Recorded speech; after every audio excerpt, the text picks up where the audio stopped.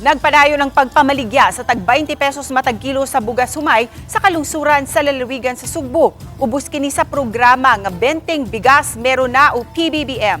Lakip sa namaligya, mao ang lungsod sa Katmon, diin gihangup sa mga tao ang baratong bugas nga ilang napalit. Mato ni Mary Beth Nacional sa Katmon Municipal Agriculture Office, nga tag na 10 ka kilo ang napalit sa mga tao nga gikan sa vulnerable sector nga maoy natugutan nga makapalit. Apil na ang mga senior citizens. Karong adlaw lang, adunay 150 ka mga sakong bugas ang ilang gibaligya. Apan aduna pay kuhaon nila sa NFA warehouse nga supply nga tag 283 ka mga sako.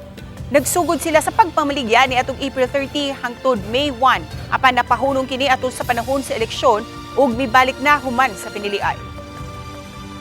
Nakapalit ato is 1,135 Individuals. o individual. Yeah, karon naami 582 ka buok na nakabayad na didto. As